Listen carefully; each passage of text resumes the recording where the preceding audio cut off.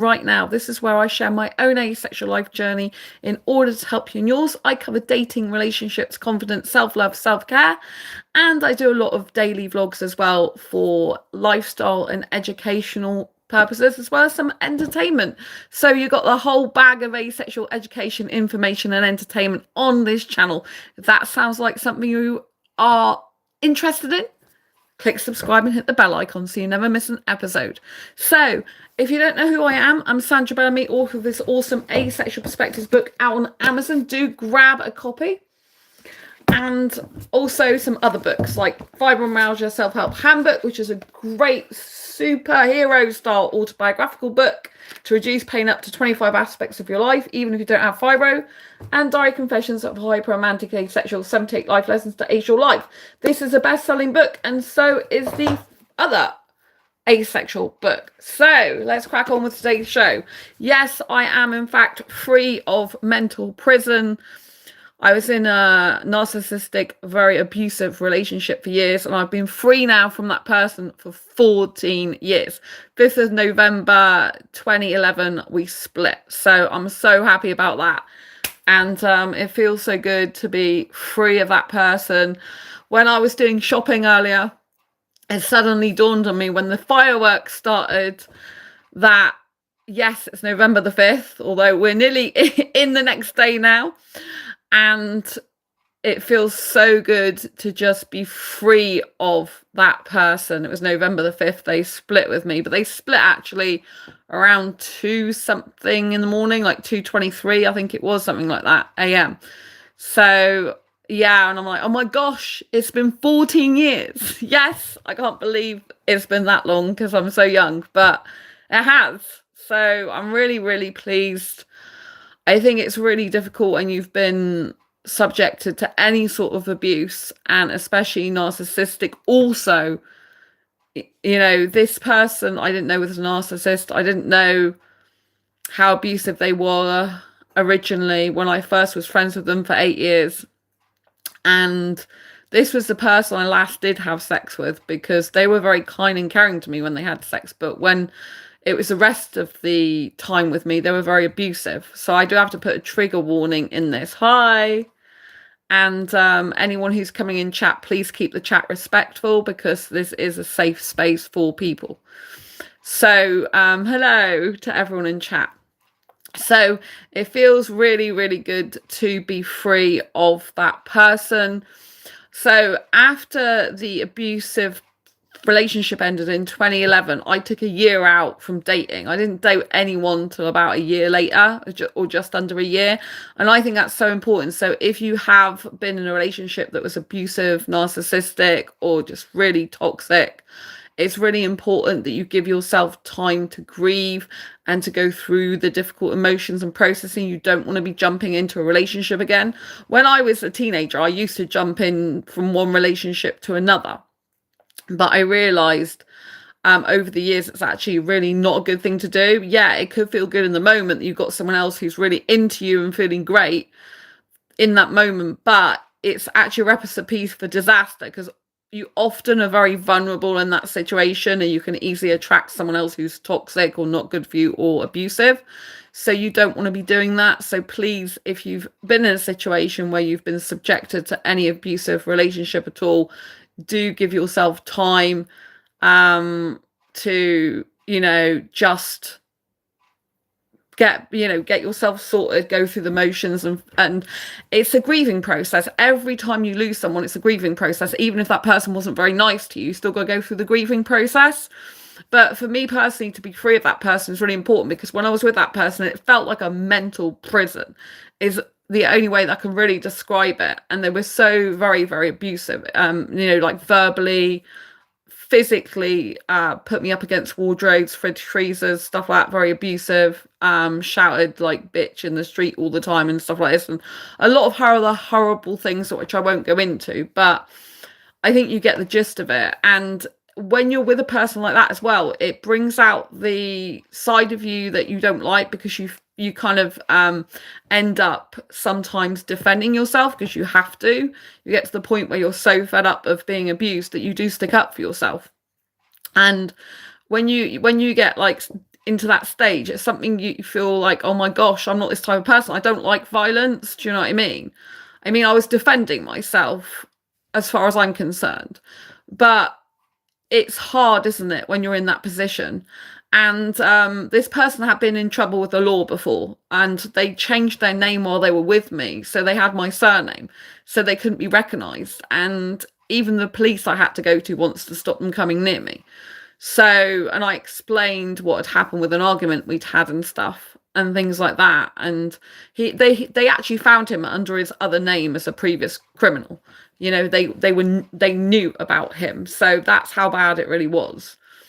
And it's really important that if you've had any type of abuse, that you do recognize the patterns and signs of abuse. So I, in 2013, went to my doctor because I was not in a good way still.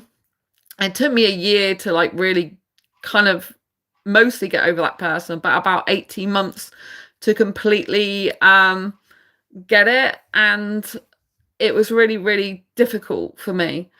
And I think it's very, very important that if you have had a situation like that, you know it's going to take you a lot of months. That, I mean, in total, I was with them for like 8.5 years. So that's going to take like a long time to get over. It's not just going to be an easy fix. It was about 18 months before I would say I was fully like much more over them and able to get on with my life. I have not had a long-term relationship since then, and I do really love being single now. When you've been in that type of environment where your mind is like in a mental prison because they do gaslighting, they do blurring your reality, they make you feel like you're the crazy bad one, they make you believe you'll not get anyone else, they make you feel like you can't be on your own, and all this type of stuff to keep you trapped and controlled by them. So it's really important that you are understanding how manipulative this is and the psychological distress and damage it can cause you. It actually causes you to change your physiology. If you do research about it, you'll find narcissistic abuse actually changes your physiology. It changes how you're wired, and it's on a visceral level. So it's hard to change those patterns. But I did something called a pattern changing course with a company called Stop Abuse for Everyone. And it was really life-changing because up until that point, I didn't know anything about boundaries, right? Boundaries are things that you put in place to protect yourself, like things you will tolerate in a relationship, things you're okay in a relationship, and things that are absolutely non-acceptable in a relationship. And I didn't know anything about boundaries because I wasn't taught that in my past. And this was the first I heard about it in 2013. So you can imagine I didn't have any boundaries with this person as far as I knew, because I'd never heard of this before.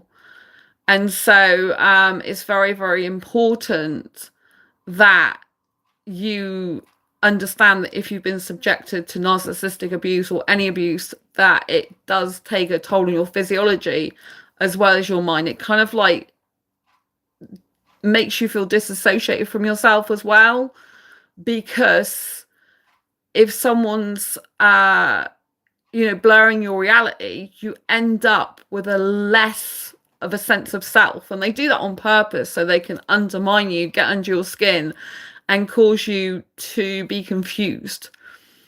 So do you know about boundaries now? Well, yes, because I just said I learnt them in 2013. So I did say in chat that I would not, that to keep it respectful. So if people are literally saying things in chat that's rude and not pertinent to this particular topic, then obviously I won't be responding to people who are just writing things that are not relevant to this chat. This is a safe space for people, and you need to treat it as such. So playing victim. So I've been free of that person now for 14 years, and there are definite victims in the world, right? So I don't have anything to do with that person anymore. And there are genuine victims in the world, right? That's why you have victim support. Because people who have been subjected to a lot of abuse, and any abuse, like physical, mental abuse, you are a victim at that time. I don't have anything to do with this person anymore, and I'm really happy with my life. But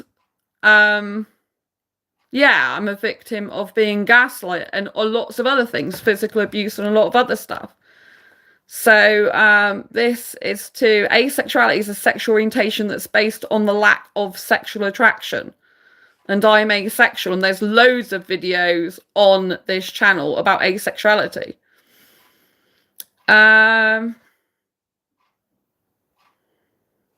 So, you know, so yeah, I just want this chat to be respectful, because this is not helping people who are here to learn about abuse, right? So please keep chat respectful. And do you know what I mean? Like, it takes a lot of bravery to talk about abuse. So, you know what I mean? And I don't appreciate people being rude about me. So I'm not going to tolerate that. People are here to learn, not to be spoken about like this, right? So, yeah.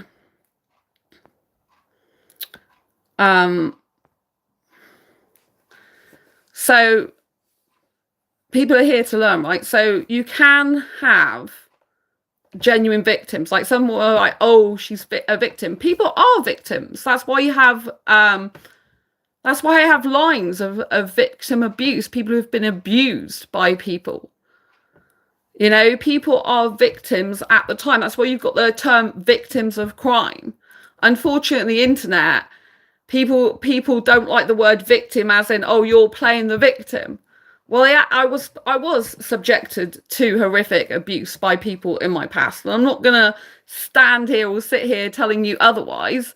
But the fact that I've been free of it for 14 years, free of that person anyway, is incredible. And there's nothing wrong with people speaking out about being victims of abuse. So, do you know what I mean? So, it's just, you know what I mean? So I don't know why you've got a problem with the fact that I've been subjected to abuse and I'm talking about it openly. You know, it's people who are rude and make people think like they can't talk about this. There's a problem. You know, there are people who are genuine victims. People don't like the word victim because it's talking about victim mentality, as in that you're always in victim mode and that you don't get on with your life and do anything and progress because you just keep talking about this. I haven't even done an anniversary video of being free of mental abuse for like the last few years, I think. I just remembered it today, but it's very important. It's a very important milestone to actually to celebrate, because when you've been under that very, very difficult form of mental abuse, mental manipulation, and physical as well, it's very, very hard. You know, some people stay a long time with abusers because they make you feel like you're the one with the problem, and also there's no way out of it. And at one point, I was very financially tied to this person. So what used to happen is I actually was a breadwinner with me and this person. They used to work part-time originally when we first got together, and I used to be the one paying most of the bills. And then I ended up living with them because we didn't live together originally. Then I ended up living with them. And that's when I end up being very financially tied to them. So it can be very, very difficult for victims of abuse when they're actually in a situation where they are with someone and they're kind of like stuck with them and financially tied to them. This is why I've lived on my own for years. Like when I split up, or when the person split up with me in 2011, which I was glad about because they were having an affair as well, with a woman in where they lived, which I found out. Well, they told me in the end. They confessed it to me. And then it becomes very, very difficult when you live in someone. But in 2011, I haven't. I've been living on my own since before then because I was with that person for a year. A year and a half, sorry. Then we split up, and then we got back together for another 7 years. So I was with them for like 8.5 years in total. It was like really hard. And so I wouldn't wish that on anyone because it's not nice and it's really, really difficult and painful. And when you're like trapped, because I couldn't afford at that point to move out. So the irony is when I first lived with him, he came to live with me in my bedsit at the time. And there was a shower there in the room and a kitchen, but there was the bathroom upstairs, and it was a really horrible place to live. I actually moved there because I just split up with someone else because he had an affair with a woman with a kid, and he was having an incestual relationship with his mother, and he was abusive as well. So I left. My dad took me away from that situation. Thank you, Dad. And I went to live with my parents for a very short period of time, and then I had to leave. And then I went to that's when I moved to Exeter.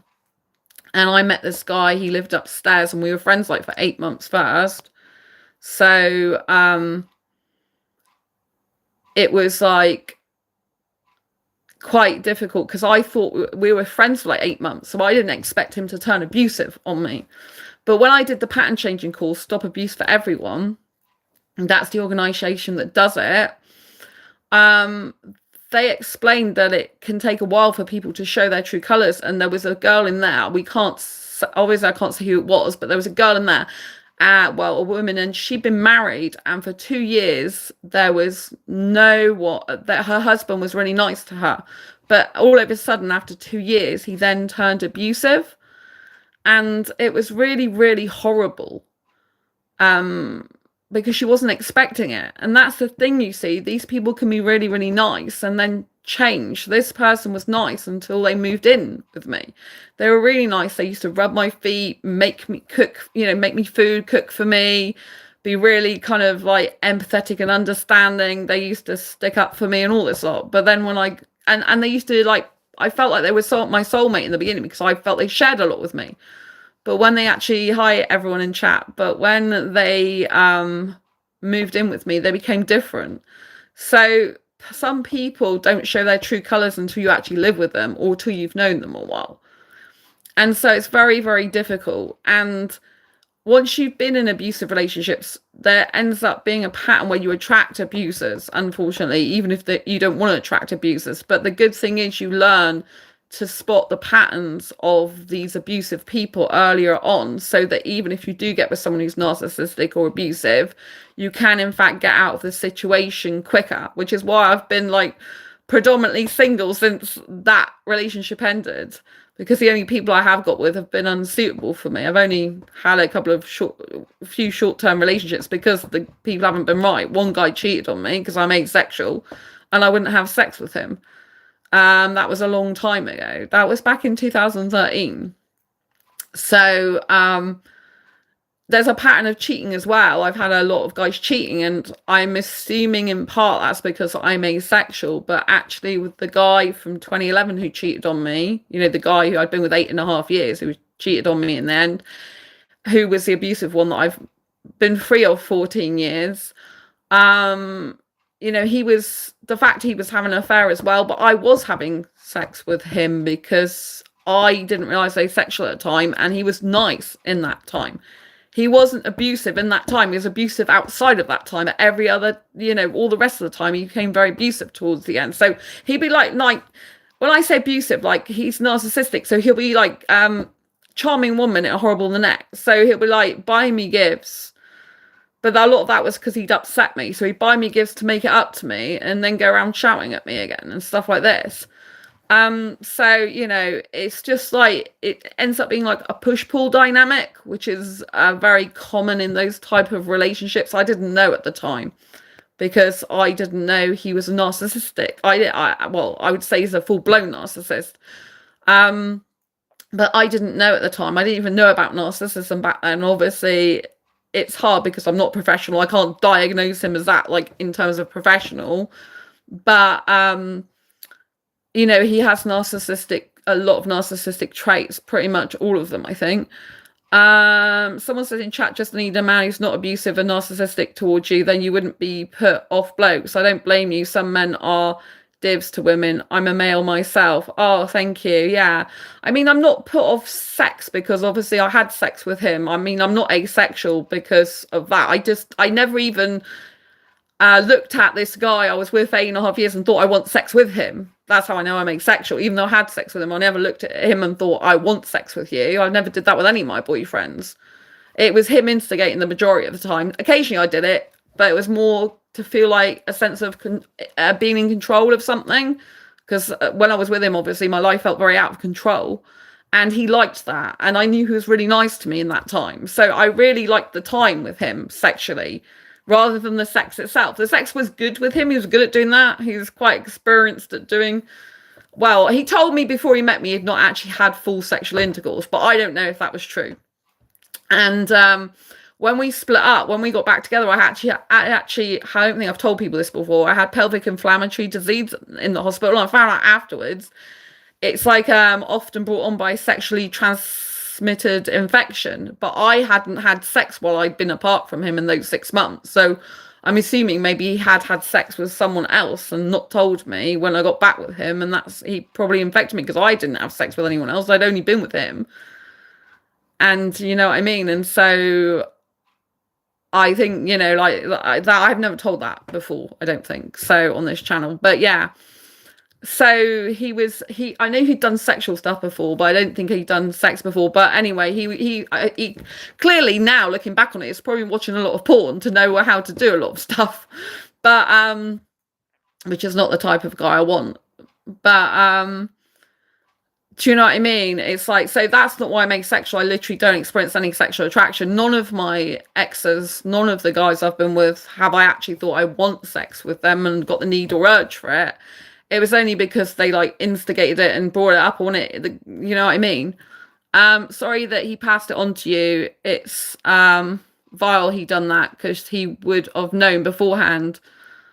I've never had one. So yeah, it's I don't think I've shared that anymore. I don't think I've shared that before, I meant. So years ago, I was in hospital for a pelvic infection, a chest infection, and low blood pressure all at once. And when they did loads of tests on me, I had a lot of tests, and a needle in my arm, like a drip in my arm because I was dehydrated. They said that it was I got pelvic inflammatory disease, but I didn't know what the hell that was at the time. And when I googled it afterwards, it said usually it's brought on by a sexually transmitted infection. I'm thinking, I've not been with other guys like that. Like any guys, I have had sex before that guy, but they all like wore protection. So do you know what I mean? And I didn't have any accidents where at that point, I don't think. I'm trying to remember back now. No.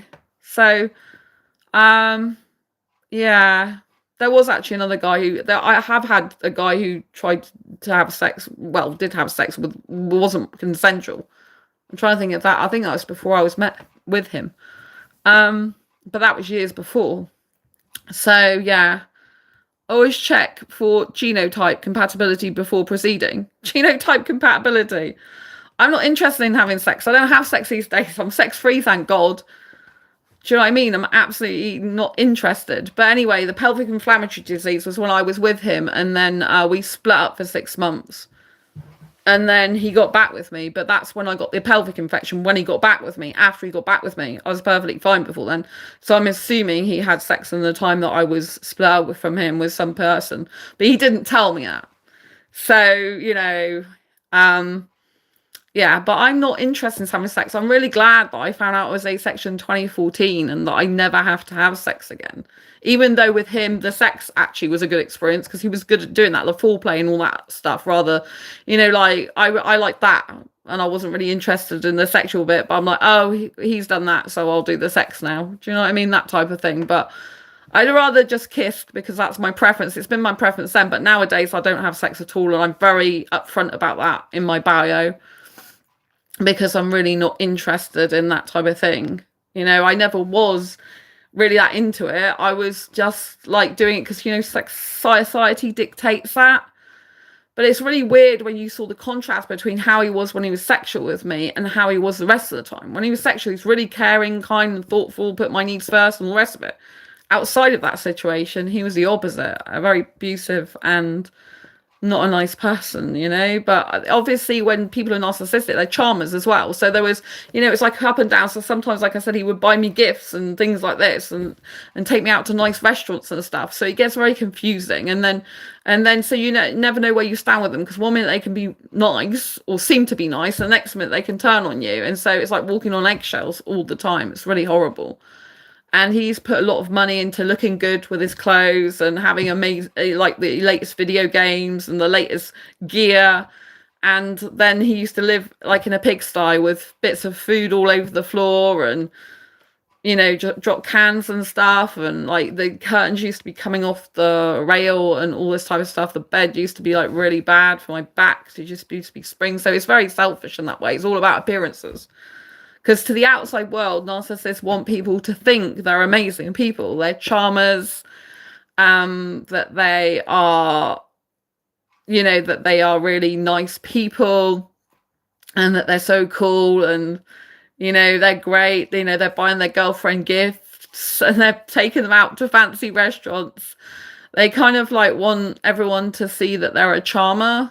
That they're charming, and they are charming to their friends as well. That's what makes it so difficult.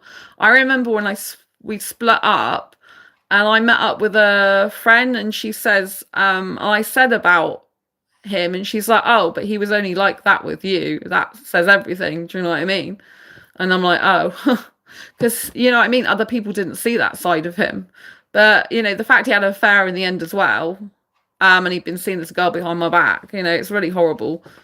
And I didn't split up with him that time. I said I was waiting for him to decide if he wanted to be with me or not. I purposely wanted him to split up with me because last time he stalked me and he wouldn't leave me alone from my work and everything. I had to get a police caution on him, but he didn't even care about that. He took no notice of it whatsoever. He doesn't care about the law.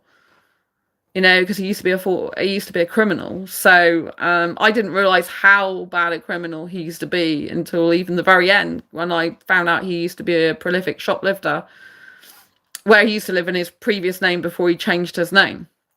So yeah, it's quite hardcore. And some of the things is just really bad, like the stuff he's been involved in. So yeah, and when we finally split up, well, before the first time we split up, because we were living together and we had to split because he was going to move out without telling me, and I didn't even know that. And people at work, I came into work really, really upset, and the people at work were like, oh,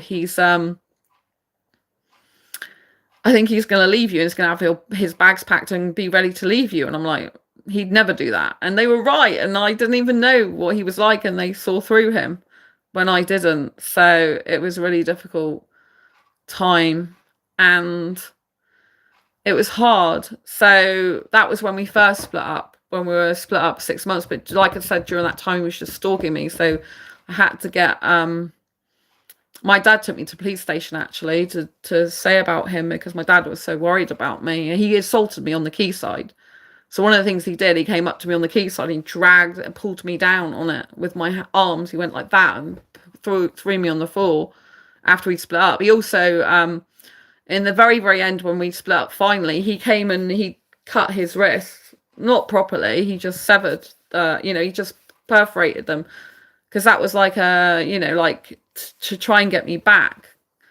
This was after we split up finally, and I didn't go back to him because these people who use mind manipulation tactics, they do whatever they can to try and get back with you. And so he came to my door and he literally tried to cut his wrist, but he'd only just like got like when you've grazed your wrists, it was like that, because he wanted me back. And I'm like, no, because he's a psychopathic person. People who do that are just like not right in the head, obviously. Do you know what I mean? So it was really, really difficult. And I'm speaking out about this because I know there are other victims of abuse. And I think it's really important to celebrate when you're free of that abuse and to realize how some people are treated really badly. And, they have to deal with all this in silence for fear of ridicule and people like being nasty to them and horrible about it, because they don't see what's going on behind closed doors. And it's important. There are people that are genuine victims of crime, victims of assault, victims of physical violence out there. And the fact that the word victim nowadays has been like mocked and ridiculed all the time, I think it's really disgusting.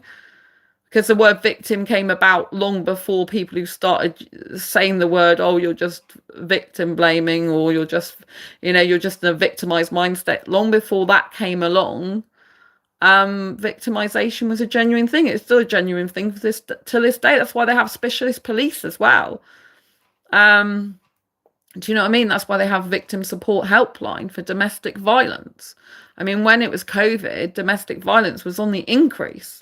There are more and more victims of domestic abuse, and for the world and society to think that no one's a victim and that something's wrong with the victim for being a victim, it's just like gaslighting that person all over again, because you're basically trying to blur their reality, saying, "Oh, you're not a victim. You can't even say that you're a victim because you're such a bad person if you do."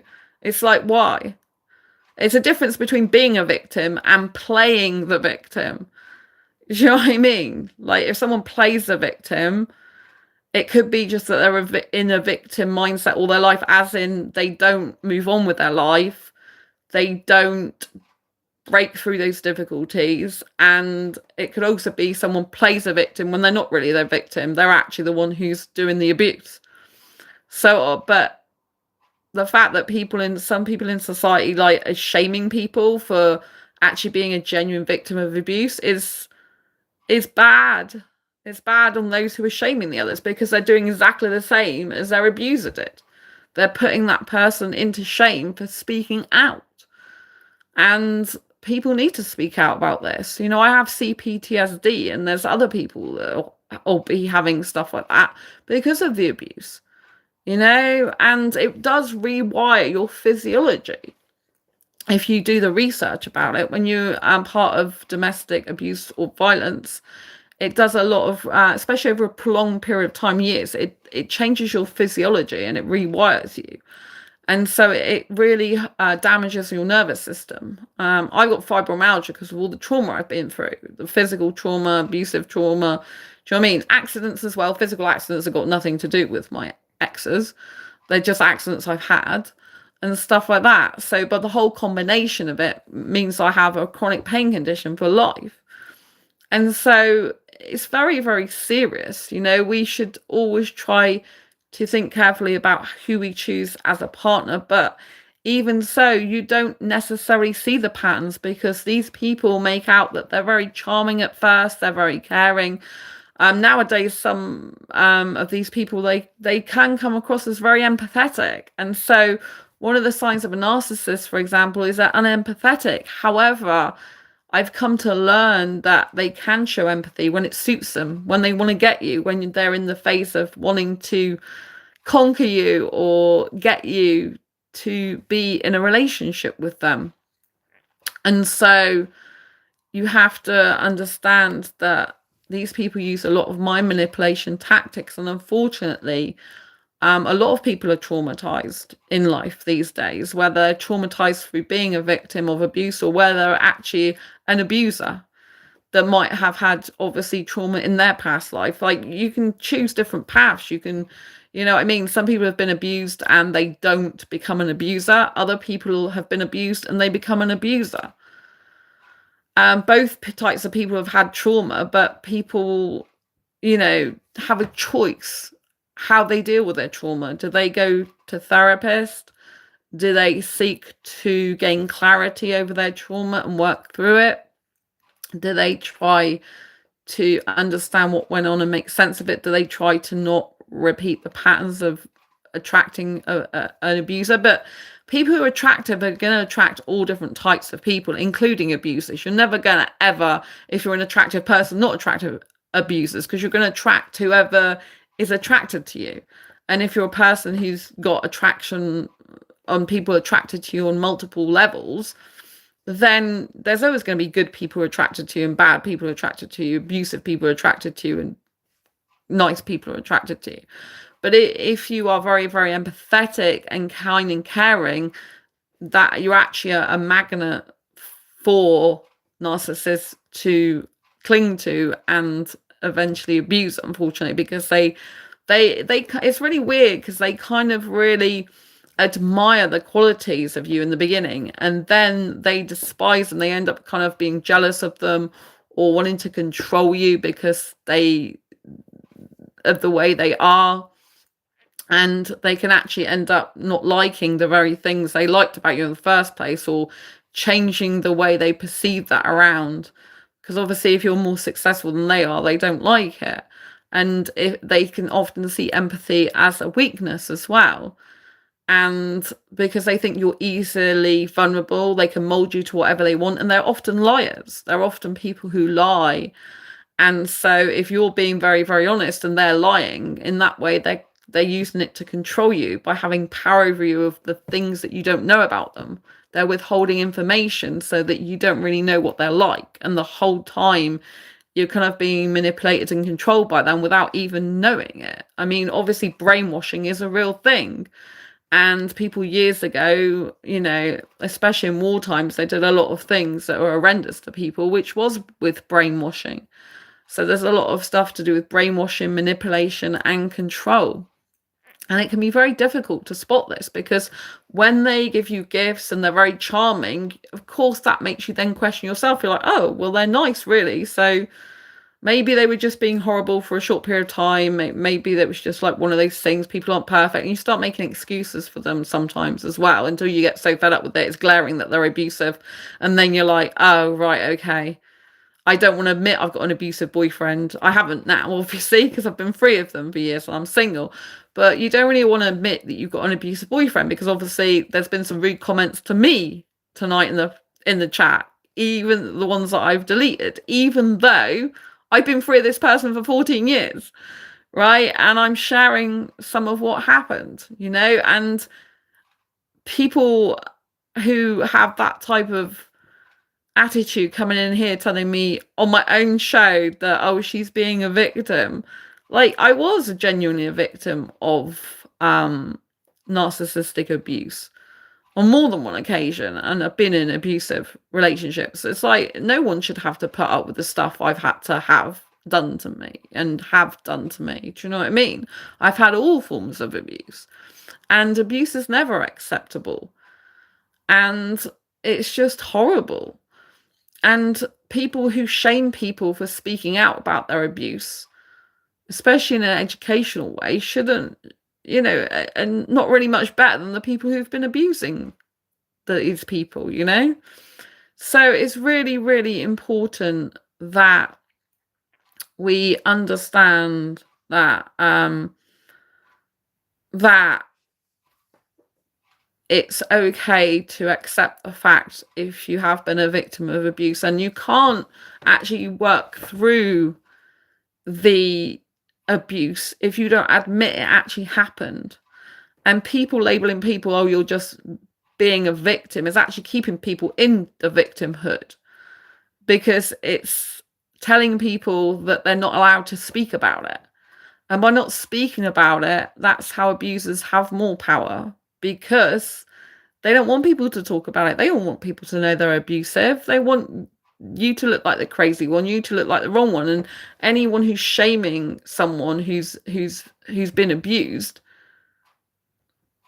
they should look at their own behavior. Do you know what I mean? Because they're in effect trying to control and dominate another person by making them feel fearful that they can't speak up for themselves.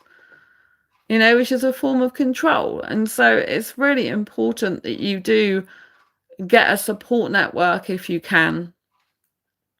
And, get a support network if you can. And, be having kind and caring people around you, people who actually support you and understand what you're going through. And there's no shame in speaking up about what happened to you, because only when we can speak about these things and bring them to the table can we actually deal with them. I actually was going to come on here tonight to say I'm really happy, because obviously for me, being free of that mental prison for like 14 years is absolutely incredible. To not still be in a sustained relationship like that, which was so abusive and mentally destroying, is really incredible. When people get away from these types of people, it's such a huge relief, but it takes a while to acclimatize yourself. It takes a while to get your bearings. It takes a while to come back to who you truly are, because they kind of mess with your mind, So I'm really happy that I don't have that person in my life anymore. They live actually near where I live now, because I moved nearer them, not on purpose. I just moved to somewhere happens to be nearer them. I've seen them twice this year, and I haven't seen them for years. So unintentionally, obviously. So I have to be mindful, because obviously they're not a safe person for me to be around even to this day. So yeah. And when I split up with them, when we split up, I should say, well, actually it was me split up with them after the first time. So when I split up after 1.5 years, because that point we lived together, and I told you he was gonna leave me, and I didn't realize that because people told me he was afterwards. And I went back and saw his bags packed. I actually found a place to live after that. And when I moved out, the people who ran the letting agency where we rented from, they told me that they'd seen him doing drugs, but I didn't believe them. Like, they said, "Oh, I'm glad you got out that situation with him, because we saw him behind St George's Market, which is in Exeter, basically dealing drugs." He used to be a druggie before I met him, and I thought he'd given that up. But because of my head, I thought he was talking about my other ex, because I had another ex that was very abusive, and he like, his friend did drugs and stuff like that, and he was like, and so I thought it was the other person they were talking about, but they never knew the other person. So in my head, for some reason, I related it to my other ex. And years later, I'm thinking, why did you even think that? Why did you go? Because I went back to the other guy for like 7 years.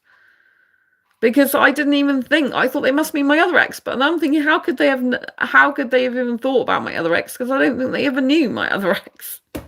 I wasn't with that letting agency, as far as I know, with the other ex. So I'm like, where did that even come from? So it was like my head was in denial. So it was just like really, really, like, do you know what I mean? It was just really, really, really, really weird. So had I paid attention to that more, then I would have twigged, yeah, he's a drug addict again. And it was really weird, because when I did get back with him, I was staying in his place once, and the guy from upstairs, who was a drug addict, he came down and said something, and I was like sat, because at that point I was naked in front of him, because I used to have sex with this guy because he was my long-term boyfriend. And I don't do that anymore, because even in a long-term relationship, I'd never do that again, because I'm not interested in sex. I didn't know I was asexual at that point. Like I told you, because he was nice when we did the intimate stuff, the sex stuff. I liked the niceness he was, not the actual, I wasn't bothered about the sex. But anyway, the guy from upstairs came down, and he was into drugs, and I thought, why is he? But he would just deny stuff, because I found stuff on his floor that meant he would, when people take drugs, they have to use bottles and stuff, and I found that on his floor, and I said it, and he was just lying all the time, saying, no, I don't do that, I just was playing games. That's what he used to tell me. What type of alcohol do you like to drink? I don't drink any alcohol whatsoever. So, no, I don't drink any alcohol. I don't do drugs. I don't drink alcohol. I don't even have caffeine. I don't have any of that stuff. I'm actually the opposite to the ex I had. I hate drugs. I can't stand it. I hate smoking even. So, but he just used to lie all the time and say he didn't do it anymore. When he met me, he said he stopped doing it because he knew I wouldn't be with him if he carried on doing it, so I wouldn't even be in a relationship with him. So I thought he'd stopped. And then when I saw the bottles on the floor and I said, this is like something you do when you're taking drugs, he's like, oh no, I don't do that anymore. I'm just playing a game. I was just like making up games. I was just doing like party tricks and stuff. Like I show my mate. And I'm like, okay. So, do you know what I mean? Because he was just a compulsive liar, but I believed him because I'm such an honest person. It's really difficult because I come across people who aren't honest. I just believe them because I find it hard to believe people are so dishonest. I had an issue where I'm an introvert. My now ex-partner tried to get me to become an extrovert like they were and tried to change me when I am who I am. Yeah, I think it's better if you're an introvert. If the person's trying to get you to be someone you're not, it's much better to like just let them know you're not compatible. I mean, obviously some people, I'm an extrovert, so it depends on the type of introvert, as if I could be with them in a relationship, for example.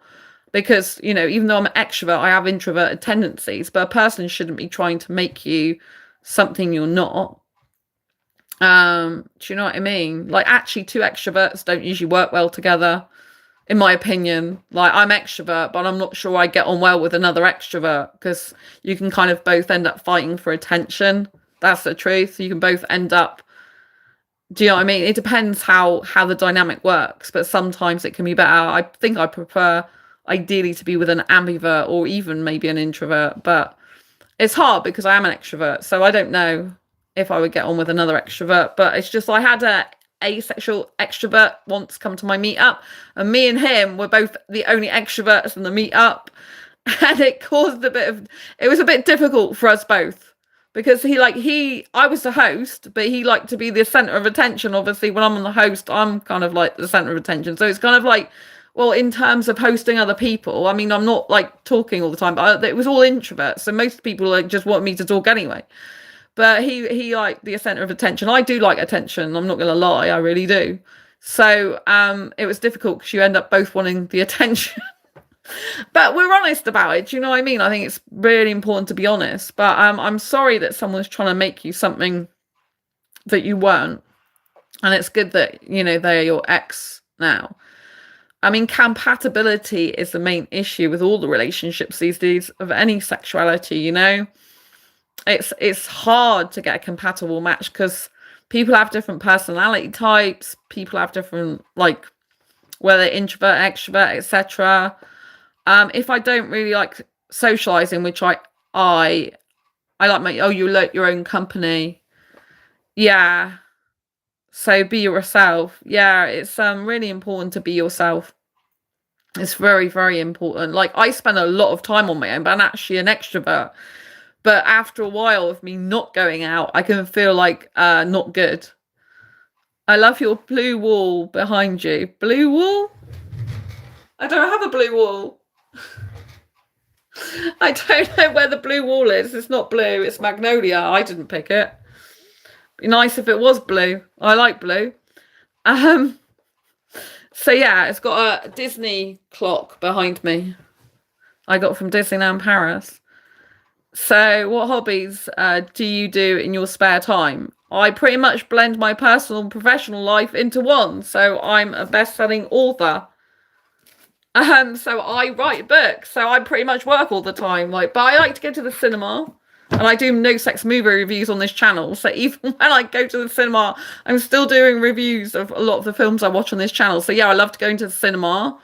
I like going to theme parks, but I can't go because I've got broken bones in my spine at the moment. So, and I broke 2 bones in my spine last year. The latest MRI scan shows I've got 3 broken bones now in my spine.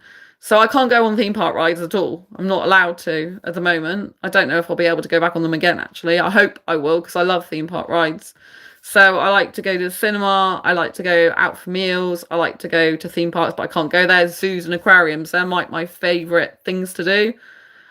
Um, First woman that didn't have metal ring in your nose. No, I don't like. I don't even wear earrings. I don't have my ears pierced. When I was a teenager, I used to have my ears pierced, and I hated it.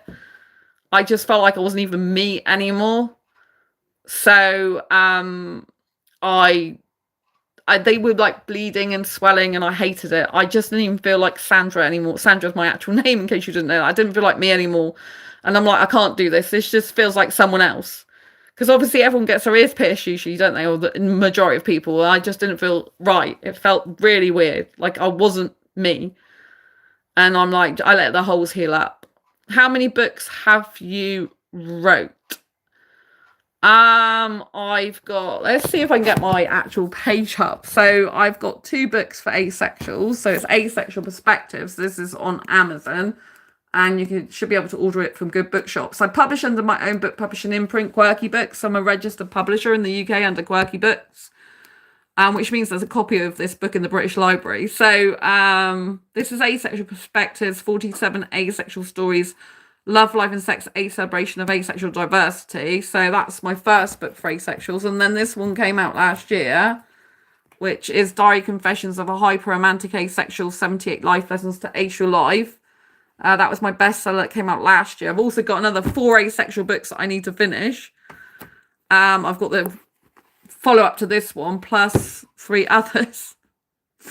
I've got Asexual Guide to Sex, which is quite ironic. Yes, I know, but some asexuals do have sex and some don't know how to do it because it's not natural to them. So I started writing that book in 2019 and I haven't actually finished it yet, which is kind of crazy, but I'm not going to go into that. And then I started an asexual book last year, which I haven't finished yet. And there's another asexual book. I can't remember what it is at the top of my head. But anyway, and then I've got Fibromyalgia Self-Help Handbook, How to Manage Fibromyalgia to Have Less Pain, More Energy and Feel Happier Like a Superhero Rock Star. So this is my autobiographical self-help handbook, and I got the chronic pain condition of fibromyalgia. This is before I had the broken bones in my spine. And you can see the little superhero outfit I have on there. So Ace Fiber Girl is like my nickname, as well as Asexualise, as well as the Asexual Entrepreneur. So yeah, this teaches you how to reduce pain up to 25 aspects of your life with your internal and external environments, even if you don't have fibromyalgia. So I kind of take everything I learned and put it into a book. And I used to help redundant workers get back into work. So my first ever book I wrote was Break Through the Barriers to Redundancy to Get Back into Work, an A to Z How-To Guide. So ACE is short for asexual, yeah, and that's why my book is called ACE. See, ACE, Celebration of Asexual Diversity. It's got ACE in the acceleration thing in capital letters on purpose. I know for some reason my phone shows this backwards, which is super annoying. I'm going to try and show you my books on Amazon so you can see what I've actually got. Right, let's show you my Amazon page. Right, so let's go. Right, I'm on my phone. So this is my Amazon page, which you are welcome to go and browse. I'm Sandra Bellamy, in case you didn't know who I am, because obviously Asexualise is my real name. I was going to say Asexualise is my brand name of my channel, but yeah, I'm known as Asexualise. Asexualise means to make more asexual, to enhance your asexuality. I discovered I'm asexual in 2014. So yeah, this is my Diary Confessions book. Look, this has got all 5-star reviews. So very important. And then I've got the fibromyalgia book. I've actually got a free SSL certificate book for WordPress. So I know I can build my own websites, but I can't code. So that's a WordPress book. So yeah, I don't sell that many of that because it's quite out of date now. The problem is, I've learnt, in my author career not to really write books where things can change really quickly. It's better to do something called evergreen content, which means to do books that can last a lifetime. Like the principles I teach in my fibromyalgia self-help handbook, you can apply throughout your whole life, because it's basically how to reduce pain in 25 aspects of your life and with your internal and external environments. And so it's applicable forever. It's like not really a changeable book. But this one, as soon as I'd done the book, a few months later, they changed the way the company that you can get to use to get a free SSL certificate, they changed the whole layout of the way they do things and format of their site. I still sold this book after that, but so it's not really like, I don't promote this book at all anymore, but I don't take it down, because it's bad if you take books off, really, as an author, in my opinion. And I love the cover of it. And someone still bought it afterwards. So you can kind of like fathom your way through it, really, by understanding it. But it's a bit like a minefield if you try and like look at it now compared to what it used to be in this book. You know what I mean? Like, you have to decipher it, because they've changed the whole layout. And so instead of doing books like this, because if I was just focusing on WordPress design, which I'm not, because that's not my passion, right? But if I was, then obviously I need to update this book and keep doing different variations of it. But I don't even use this free SSL certificate myself anymore, because I have web hosting now that comes with an SSL certificate. So I don't need to use it. So I have no... Actually, this book I think, is the quickest book I've ever written. I think it took me about 3 months. All my other books take me like usually a year or more. This Asexual Perspectives book took me a year to write. So, yeah. I keep going back to the SSL certificate one by accident, right? And so I did a Twitter years ago, right? This is really, it's not even called Twitter anymore. And that got lower reviews. So this is like a very old book, very old basic cover book, as you can tell. But I still keep it up there. But then this is my first book. Look at the reviews on this, 5 stars. I think it's all 5 stars, just about. Let's see if it is. Oh, just under. Yeah, one person gave it a 4 star. So yeah, so it's just under. But yeah, this is my first ever book I published in 2015. So I've been publishing now my own books for like a decade. So this is called Breakthrough Barriers of Redundancy to Get Back into Work in A to Z How to Guide. And this is really amazing. So if you are looking for a book, especially if you live in the UK, because it's very relevant to UK, please, if you're looking for how to get back into work in the UK, get this book. Even now, it teaches you exactly how to write a CV and cover letter. It's got templates at the back for basically any type of job. But it also teaches you how to like get into the right mindset after you've been made redundant, because it can be absolutely devastating. It's a really good book, even to this day. So I know it's my own book, but I'd highly recommend it because I know it works. Do you know what I mean? I used to be very good at getting jobs in person, like walking in and getting jobs like that. I used to be very good at matching CV and cover letters to the job descriptions and stuff like that. I mean, I could still do that to this day if I wanted to, but I don't work for an employer anymore because I've got disabilities. So I'm a self-employed writer now, and I have some disability benefits. I was in retail for a lot of my life. So I spent 17 years, was it, in retail, or 19 years? I can't remember. I literally left college, worked for a newspaper for 3 months, and then went into retail. So it was some time ago. But I'm trying to think how, because I was a teenager then when I went into like retail. And I've been in retail management for years. I was in retail management for over 7 years. So that's what I used to actually do. And I used to help redundant workers get back into work. And I've trained people on social media before. I used to work for the NHS as a peer trainer for people with mental health difficulties, helping them to recover through social media. Blogging, actually. I used to teach them blogging and other social media to help them recover from mental health difficulties, because I have a blog that's over 10 years old as well, before I started my Asexual blog. So yeah, this is what I used to do before I helped asexuals, and I completely left really doing this. And I'm also in this book. It's a compilation book, but I'm in this book called Business, Life and Universe, Volume 11. Corey Poirier is the author. He's also my mentor. I've paid for high level training with him. So he is a world class speaker. He speaks for a living. He's a professional public speaker, multiple times TEDx speaker, best-selling author. And he's my mentor. I paid a lot of money to be in his programs to learn more about public speaking skills with Blue Talks. And I'm a Blue Talk speaker. I spoke at Oxford University for Blue Talks. So, this is amazing. Just think of all the incredible things I've done since I got out of that abusive relationship, like over 14 years ago now. I say over, it's just gone over by a few hours. Because he left me in the early hours of the morning in the 5th, which is great because he was having an affair. So, it's brilliant. One of the best things that ever it's got to be, if not the best thing that ever happened to me in my life, because if I hadn't got out of the relationship, I would be not in a good way right now. God knows what would have happened to me. I don't know. But, so my life has really changed for the better forever, But yes, I'm in this. And this book has 2 other famous people in it, James Redfield and Ken Honda. James Redfield wrote a book called The Celestine Prophecy. And that's a very, very famous book. I believe it sold over 1 million copies. So you haven't been in a relationship for 14 years. I have been in relationships, but they've only been short term because they've not had good character traits either. One was 2013, and the guy had an affair. He was a Bangladeshi guy.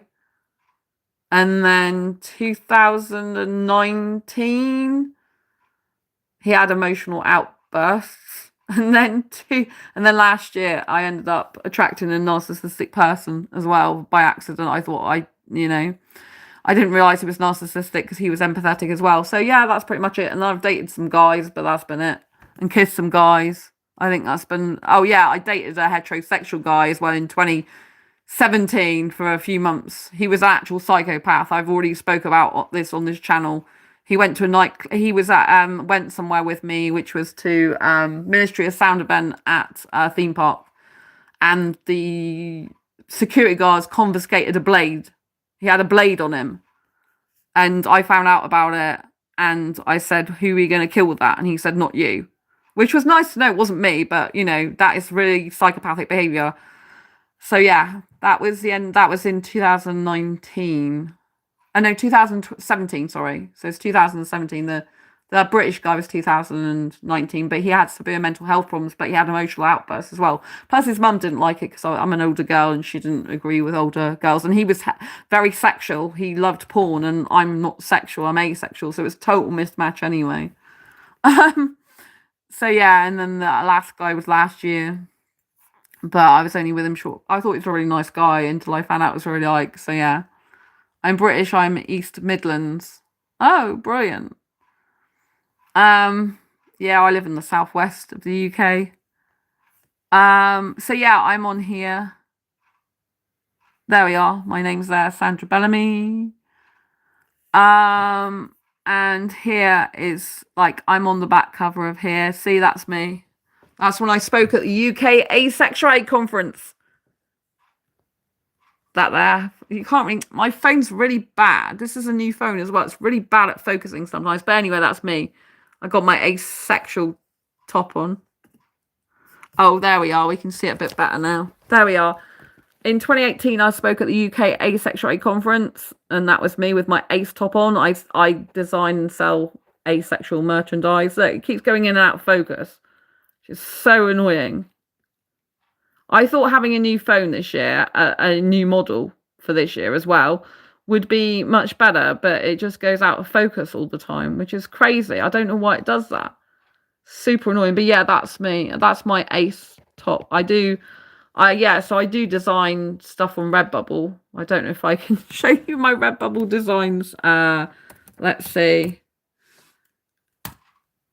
Oh my god, I'm getting are you a bot? No, I'm not a bot. This is one of my designs among lots of others. So I've got 523 favorites. So this is my shop. Okay, so please, up to 50% off everything. So if you do want anything, I have a description. Asexualise. Asexualise is my shop. So if you're looking for asexual merchandise, please go to this shop because it's great for Christmas presents. Do you know what I mean? You can even get cards. So redbubble.com/people/asexualize with an S shop. So yeah, this is I've got 60 designs on here and all different tops, hoodies, different tops, vest tops, t-shirts. This is all I'm wearing, but in a hoodie, in that picture I just showed you on the back of the cover.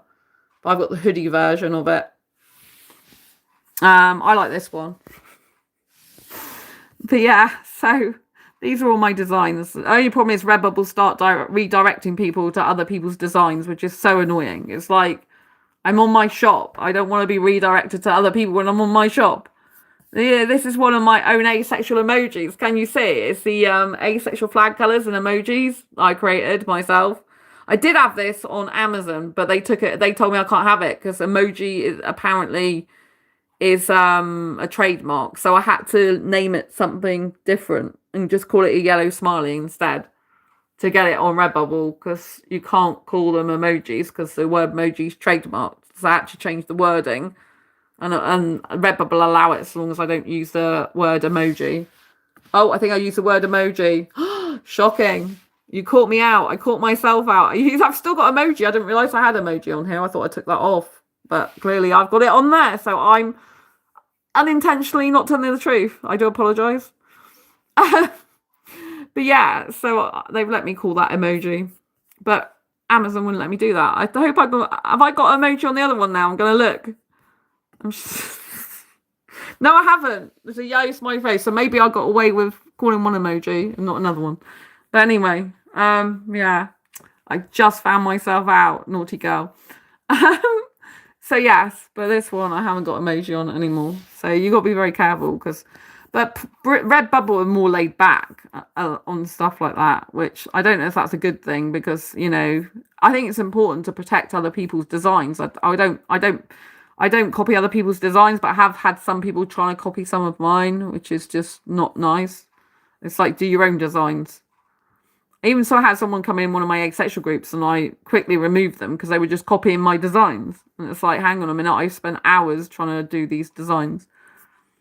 So all my own designs. I don't copy other people's.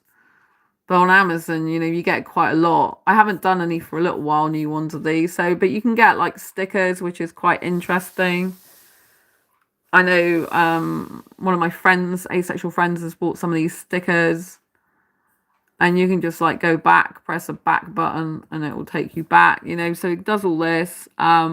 Stationery and office is quite interesting. So you can get like notebooks and things. These are all like independent artists on this site, so they're a bit more pricey than some other places because they're individual designs and they're made to order. They're not just on the shelves where you can take them off. They're like print on demand. But look, you got little cards. Postcards, yay. Like spiral notebooks and stuff. Look, there's even a Happy Acemas one there for Christmas. So yeah, I sell some of these as well. People like these. They're great for Christmas presents, right? So yeah, greetings cards. You can have asexual greeting cards, people. So if you don't want the usual Christmas cards, you can have asexual greeting cards, which is so good, I think. I think it's really nice. Look, that one, I've put asexual smiley, asexual emoji. I've put a emoji in that. I got away with emoji in that as well.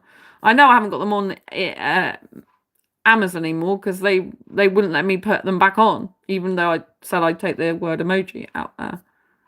So, because I have got some merch on Amazon, but they removed these. I don't think they'd let me have them back on there again. But yeah, I think this is quite cute. I like these. But that was me speaking again at the UK Asexuality conference. So yeah. That's me in my Ace Fibro Girl outfit. So yeah, you can get like spiral notebooks, hardcovers, stationery, and office. They have like a home. There's a home section on here as well, which is quite funky. So if you go to home and living, then thanks for the thumbs up, by the way. Don't forget to subscribe and hit the bell icon if you want to come here again. It'd be lovely to have you. So yeah, you can get cushions as well, which are really nice, I think. I sell some of these sometimes, and these like wall clocks, they're really good because, do you know what I mean? They just brighten up the place. It's quite nice to have asexual merchandise, I think. So yeah, look at that. No means no. If you've got a date, you should put that in front of you if you don't like sex. No means no. I'm just making sure you know that no means no. Yeah, I like this one as well. This is like asexual flag saying I'm ace. I'm really admiring my own designs here, aren't I? Oh my god. Like, yeah, so I think you get the gist anyway. There's mugs and there's clocks and there's flags and stickers and all sorts of stuff. So yeah, and you can just like click on it to see more about it and see different sides to it and things like that. So yes, I love being very creative. Thank you for the person who asked, what do I like to do? So a lot of the time, the things I do just combined with other things. You know what I mean? Like my personal and professional life are pretty much intertwined into one. I have to do some weights as well for my spinal injury. So don't forget, if you want to go and see that, these designs are at my Asexualise. You know, they're at Asexualise. Redbubble /people /Asexualise shop. So yeah. So yeah, I like being creative. I think it's really, really important to be creative. I love writing. I love I do the weights as well to strengthen my spine because I've got broken bones in my spine, but I've got disabilities. I got a lot of pain because of fibromyalgia. So it hurts when I do exercise, but I have to do it to keep my spine strong. And so it's really important that I get it done so I can do shopping. I spent about 3 hours shopping earlier. So I had to get on the bus and I had loads of bags with my shopping trolley as well, full of food. But I had a really nice bus driver. You know when you just feel like, thank God someone's really kind in this world. So I had a bus driver about a week ago. It was really bad. Like he, instead of like lowering the bus down so I could get my shopping trolley off, he didn't. He kept it really high, and the shopping trolley, literally, the wheel broke. I had it less than 7 days. And for some reason, I've never had this happen before. The actual whole wheel around the white bit came off. Well, it was hanging off when it got off by the time I moved it off the bus, the trolley, it was hanging off. And then the white bit smashed, and then it went down a bank. The actual whole, so I think the shopping trolley must have been faulty as well, because I've never had that happen before. So anyway, I got another shopping trolley, which is the one I use today, but it didn't help the fact that the bus driver was trying to make me go like a huge height from the bottom of the bus to the pavement. I just think it's rude, and it's like very inconsiderate. Do you know what I mean? So tonight, this guy, the bus was quite lower down, but he lowered it even more for me. So it just had to move it like just incrementally, which is great. So, you know, but I shopped at Pinot, which is out on the city outskirts. So it takes longer when I go out there because I have to wait for the bus. And then I go to Sainsbury's and I went to Aldi. So it's a lot. And then I have to come up 2 flights of stairs because I live in the top floor flat and a block of flats. So all that is extra physical exertion. But because I've been doing weights, at least I'm stronger than I used to be. I used to have someone help me with my disabilities, which I don't have anymore. So it's just me. I have to take care of myself. So I do weights, some of which I show on this channel in vlogs, in little short videos. Others I just do while people are not looking. And I'm a finalist for Women's Business Awards, 2 Women's Business Awards, Speaker of the Year in Diversity and Inclusion. And so I've been working on my profile for that. So that's taken up a lot of my time because there was a technical glitch. And some of the posts that I did originally were hidden and other posts weren't showing up. So, but just before I came on here, I literally finished the final bit of editing, pretty much. I don't know if there might be a little bit more I wanted to add on one of the pages, but other than that, it's done. So people can go and vote for me now. So I'll be doing a video about that shortly. I'll be doing a post. Look out for a post where you can vote for me if you want. I'm up for Speaker of the Year and Diversity Inclusion Awards. So, with Women's Business Awards. So, let me just show you my profile I've been working on. So this is my profile I've been working on. As you can see, this is a header. So this is from taken from the UK Asexuality conference that I spoke at. This is my asexual perspective book. This is my mission to get asexuality recognised as a sexual orientation in its own right throughout the globe. So no asexual has to live in fear of ridicule ever again. And then we've got Diary Confessions of a Hyperromantic Asexual. And then we've got me speaking at Oxford University for Blue Talks. So yeah, I've done quite a lot of speaking in terms of speaking on not just public speaking as in person, but a lot of speaking overall as in terms I've been on a lot of podcasts, and I speak constantly every day on this channel. I do daily vlogs throughout the whole day, so you can see my life in real time. So I share my own asexual life journey to empower people to be their own authentic self, and to just know that they can be happy as they are in their life.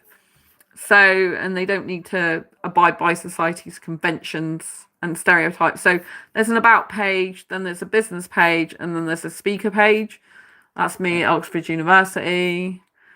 And yeah, so, but these are the posts I've been working on. So this is the last one I've done. This is a newer one. So some of the original ones I did one that was before I got to 1.5 million. Heather says, awesome, I hope you win, congrats. Oh, thank you, Heather. I'll send you the voting form if you want to vote for me later on. That'd be great. I think you sent me a message maybe on Instagram. I haven't been on Instagram for a few days because I've been doing this. Unfortunately, this took me longer to do. I spent all weekend pretty much working on this, and because of the technical glitch, which I spoke to the organiser about, but nothing happened with that. So I had to sort it out myself. So it meant that I've had posts that I wrote before that disappeared, and the posts that I wrote at the weekend showed up, but previous ones disappeared. So I had to sort it out. So I've still got some that have disappeared, but what I've done is I've had to change one post and merge it with another post. Heather says, sure, send it. Oh, thank you, Heather. I'll send that afterwards. Thank you so much. I appreciate that a lot. I didn't want to, I could have just given people the vote button already, but I didn't want to do that until I finish my pages, because I want people to see my profile for it to be fair. Because, you know what I mean? I've been working so hard on it. I mean, you'll probably see some of my vlogs. I worked till about 6 a.m. yesterday. I didn't go to sleep till after 6. And then the night before, I think it was like 8 or something. It's been a lot of hours that I've had to put into this, because the posts disappeared and I didn't know how to get the other ones back. But then I had to work out, because I can build my own websites, but I can't code. I had to work out what the glitch is. It's still glitched, but I had to work with the glitch. So I worked out that if I delete a post, then one post comes back. So I had to delete some. I deleted 3 posts in the end. And then I put this post. This is a new post of one of the posts that disappeared, but it's a newer version because it's 1.5 million I'm over now views on this channel, whereas before I was 1.4 million. So I had to change some of the wording. I've added some more stuff to amalgamate it into here, some of it, and do more. It actually looks better, really, because I've got all my as seen on banner here now, which looks pretty amazing, I think, personally. And it has proof that I've got over that amount of views. This is on the 2nd of October, so this is already out of date now. But oh, sorry, the 2nd of October is when I joined in 2015. Sorry, I meant it was the 4th of November I put this out. When did I put it out? 4th of November, I think it was, because I write it in here. Yeah, there we are. 4th of November, 2025. I started this channel in October 2015, so I've had this channel now for a decade. But 4th of November 2025 was like when I did these figures. We were at 1,572,342 views, which is incredible, because this channel hit 1 million views on the 23rd of December. and last year. So in under a year, we've gone over 500,000 views on this channel. It took me over 9 years to get 1 million. So the fact that we've achieved over 500,000 on this channel, which I could not have done without you. So thank you so much. You're friggin' amazing. You're an awesome community. I really appreciate all the help you've given me. The shares, the likes, the comments, the subs, views, everything. It's been amazing. Thank you to Heather as well, because Heather's a long-standing fan and community member of this channel, I think I should say. So I appreciate you being in chat. Some people have been here a lot of years, so I appreciate that. There's someone called Minky who Heather knows as well, and he's not in this chat as far as I know today, but he's been on. He's friends with me, and we've known each other for years, and he was one of the first followers of this channel as well. So I got a reply to him on Instagram as well, because I had to go off and spend ages doing this, because people need to vote. The judges are judging these pages as well. The judges make their decision based on these pages as well. And so if I don't have this right, it screws the whole thing up. And I'm really disappointed that I couldn't put all of them, but I've sorted it now. I think it's the best I can get it now. You know, with what I've got to work with, because she goes, oh, the person who organised it said she could see all my posts. And I said, they're not showing up. And then she said, oh, no, you've gone over your post limit. But I was still able to post this new post after I deleted. Well, actually, I deleted the one after I got this. So you can still actually add a post, but it just then hides the other ones, if you know what I mean. It only shows X amount. But I didn't know that. I had to fiddle around with it because I wasn't told. This is a long post. So this is my long introductory post. And then I've got I got some comments from this channel. So there's so many comments, good comments I get on this channel, which is really amazing. I didn't know which ones to choose. So I just chose some ones that I already had a lot of the time copy and pasted from before, because I hadn't got time to search around for hours when the judges are already judging at the moment to see who the winner's going to be. So I really liked this one. Hey, I've been watching your videos on your channel. You're doing an amazing job spreading awareness and positivity. It's really inspiring to see how openly and confidently you talk about asexuality and your personal journey. That kind of honesty is rare and powerful. Just want to let you know that your work is reaching people far and wide. I'm doing fine here in India, and your content brings a fresh perspective even from this side of the world. Keep going strong. The world needs more voices like yours. Heather, always look at every opportunity as a celebration in life. Thank you, Heather. Yes. Depends what opportunity it is. If it's a positive opportunity, yeah. If it's a negative opportunity, then I see it as a challenge to overcome, which usually helps you with your personal growth and resilience anyway. But yeah, so yes, I like this one as well. This is a person that used to come on my channel a lot called My Life. So they said, love the video. For a life update, I've got exciting news. I'm engaged, and I thank you greatly for all the advice I've seen from your videos. It's really helped me in this relationship. So I really like that one as well. And then keep speaking up for the aces. I'm not one myself, but a lot of my friends are, and they need more rep. Great seeing people like you. See, this is a really nice, positive comment from someone who's not asexual. A respectful comment, you know. There's been some unrespectful comments earlier on in this chat, which I, have hidden, because I'm not going to tolerate people being rude to me or other people in my community. If people are rude to me, they're going to be rude to other people in my community. So, and I care about myself and people in this community, but now I'm glad people are civilized here. Love your live, Sandra. It was amazing, like you, and the made me laugh. But I just think this is really nice, This is a bit of a strange username. Ball Bags Murphy. I'm not sure what to make of the username, but never mind. I've watched a lot of your videos and they're amazing. You're my inspiration. So yeah, and these are some of the comments I've had on my talks. A wonderful talk with great insights on how to make change in your life. Really nice talk. I didn't hear of self-dating before, but I like the idea of it. This was on my UK Asexuality talk. I did 2 talks on that day. I did one about how to arrange an asexual meetup. Hello, Lee. And I also did one about relationships and the relationship you have with yourself, self-dating.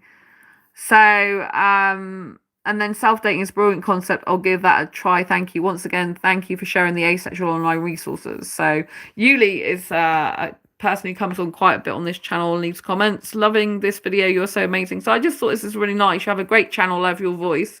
So these are all really nice, positive comments that I wanted to just do a compilation with, because, you know, so I just do, this is just shorter post, and where these comments were featured on, in case people want to see them. I will be putting a post on the community tab with a link to this profile. It's got to be specifically this profile, with your opportunity to vote for me. So I'll just show you how to vote in case you don't know. So I'll be putting a post up on here. So I watched this a few years ago when I was down. The virginity video made me feel better. That was the day I joined, around 2017 to 2018. Oh, thank you, Heather. My gosh, that's really good. Yeah, 2015 I started it. So I really appreciate you being here all this time. I'll definitely send the form to you to vote, but I'll show you how to do it anyway, because, well, it's a link. It'll be a link to this. It'll be literally be a link to this, one of these pages. My name has to be capitalized. If it's not capitalized, then it won't work. It will go to someone else's profile, which is, I've never ever come across a site where you have to, you know, people can have the same name, but you know, so it's just a matter of capitalization that changes the outcome.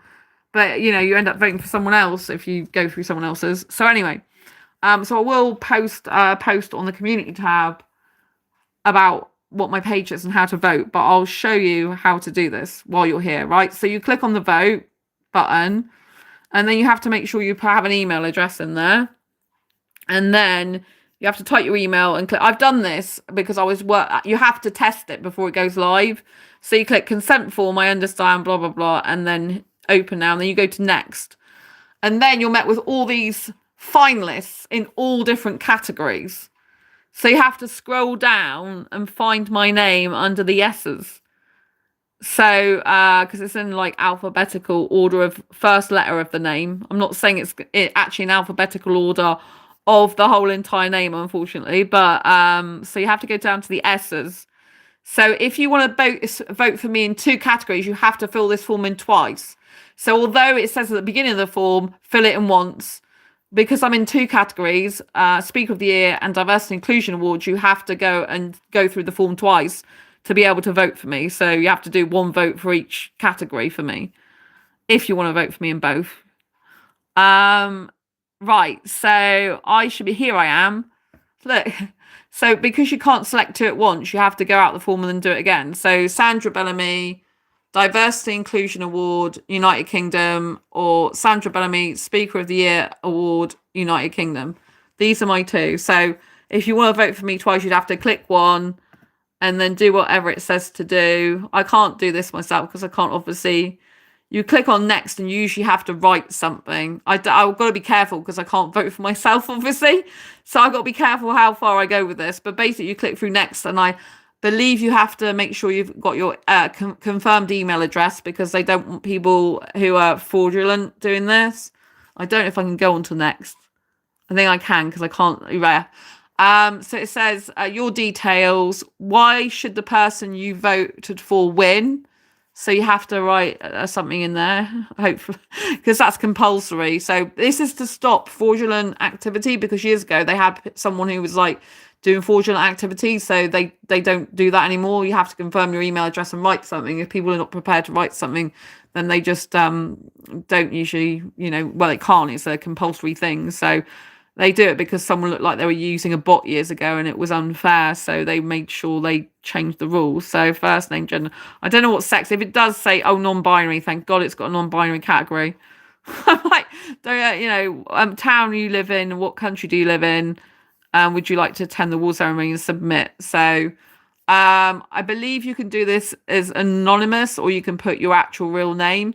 They will see what you've written to say something lovely and encourage in the form of a testimonial that they can proudly share afterwards. So you've got to be okay with me sharing it. So you can use your real name, first name, or whatever you want to use. Like, if you want to remain anonymous, you can just put anonymous, or say I'm using an alias or something. I don't know. But anyway, hopefully you want to use your real name or first name. it's always nice to see that, but I just thought I'd let you know because so afterwards I don't get to see them before the finalists get revealed, but afterwards everyone the winner before the winner gets revealed in December at the award ceremony that I'm going to in London on the December the 3rd. That's when the finalists will be announced. So we don't know. This voting goes on till the end of November, and you don't get to find out who's won until next month. So, but every person gets these comments afterwards. They give them a list of the comments and people's names and what they wrote, so I can put it on my website basically, and other people can put it on their website and share it on social media. So anyway, I need to go back because I can't actually vote for myself. Do you know what I mean? That would be not allowed. So I'm just going to click out of it. I think we'll go backwards like this. Right. Yeah. Anyway, I think that's enough of that. You get my gist, drift, both of them. You get both of them. Anyway, yeah. So you'll see all these posts that I spent ages doing. Some are really long, some are shorter, but it might be interesting for you to go down here. It has different posts. That's a book review. Someone reviewed my Asexual Perspectives book who's not asexual, which is what I love about this. She's actually a former coaching client of mine. What it means to be asexual in a world that constantly promotes sex. This was a live radio interview I was on. You can click play on these and it will play. This was broadcast over 3 million listeners, my episode. And it's interesting because when I have a blog called Quirky Books, which I haven't written on for some time, and it's over 10 years old, and someone who I used to connect with through that blog, she found me on Facebook, I think it is, or was it Instagram? She found me on one of them by hearing me on this radio station, because it's very famous in a radio station in America. But it's like pub, so basically when I talk about it, I say it's literally broadcast to. For a complete list of broadcasting platforms, please click here. So my episode was aired on all these places when he's a licensed psychologist as well, and he had me on his show. So he values my expertise that much. Do you know what I mean? There's very good credibility. He's been a registered psychologist for 25 years, I believe. You can read the write-up, but I wrote about it 25 years. Probably more now, though, I think, because I had this interview a little while ago, so he'd been more than 25 years now. So yeah, over 25 years, there we go, experience, right? So it's broadcast on all these like different places. My episode was, do you know what I mean? Look at all these places it was on. So I've been featured on all these places talking about asexuality. How amazing is that for asexuality? I mean, just look at it all these, and there's a whole load of radio channels as well. There was a list of them, which I've got, all these. So my episode went out across all of these radio stations talking about asexuality. I think that's a really big achievement for asexuality. Do you know what I mean? So it's really, really important. So, he has a lot of experts guests, and I was one of those. So, yeah. You can apply to be a guest. It's quite hard to be a guest. I had to do a podcast pitching event to be on his show, and then you have to go and submit other things. So even though I pitched to him a pitch the podcaster event, and he said he's interested in having me on his show, I still had to go through the application process, which is quite hardcore. You got to produce things for it. Do you know what I mean? And fill in a lot of stuff, and before he'll approve you, because his show is really, really like popular in America. He's got a reputation to uphold, not withhold. Oh my God, I can't even speak now. Uphold. He's got to uphold his reputation, obviously, and only have quite guests. He's actually gay.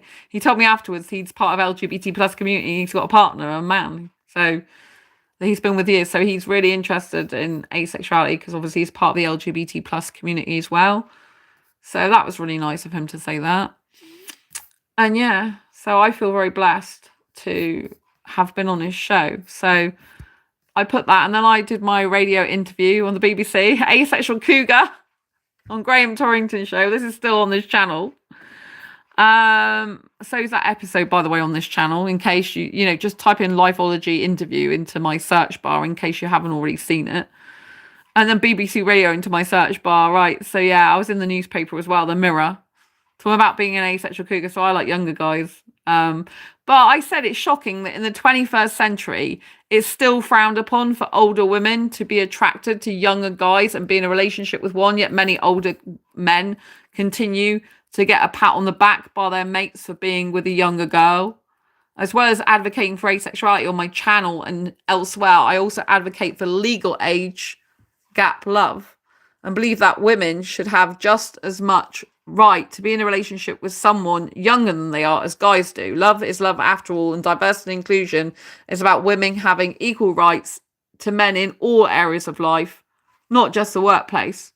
Although not all women like the term cougar, I find by labeling myself as an asexual cougar, not only does it show I am only attracted to younger guys, I find the term empowering as I see the animal cougar as strong and caring. So then I go on to talk about this article, but I also talk about the fact that as the word cougar traditionally means an older woman who has sex with younger guys in their 20s usually. I know a woman in her 60s like this. The term asexual cougar raises curiosity as to what it means, so it's a great talking point for the media. And then I was in the Mirror also about that here. So, and then I was on Amplify You Ask the Expert. So again, this is a really high profile show. The person, Michelle Abraham, who's the host, has been speaking on stages for years. So she's really well regarded in the podcasting industry, and she's asking for my advice. So this is just a short clip. It's on this channel, and then this is like to watch the episode because she didn't give me the whole podcast to put on my channel. Some podcasters and YouTubers don't like you to have the whole episode for your own channel because they want people to go and watch it on their channel. So they just give you a clip. So, and then this was when I was on this was when I was on Will Pollard's show. We Don't Know show, but it was AI. He got AI hosts to do a talk on me from the actual interview he did with me. So I have put this on this channel, but I gave it a different title for this particular award ceremony because I need people to be drawn to the attention of different things. So this is actually on this channel, but under a different title. Under here, I put Women's Business Awards finalist, asexual advocate Sandra Bellamy speaking authentically with diversity and inclusion in an AI world, which is more relevant because when you're doing these type of profiles, you've got to make it all the content relevant to what you are a finalist for. In my case, diversity inclusion. So, way to go, someone says, which is really nice. Transforming into Daily Pocket speaker, my Global Awards Speaker of the Year finalist journey. So you've seen this video on my channel, but it was titled something different because it does talk about me being a pocket speaker. But I put 10 years helping asexual journey or something like that, or 10 years helping asexuals. I called it a different name on this channel. So you have to tailor the name of a video sometimes to different audiences. So this was my talk I did at the Be and Become Summit. I was the opening keynote speaker at the Be and Become Summit on the very first day.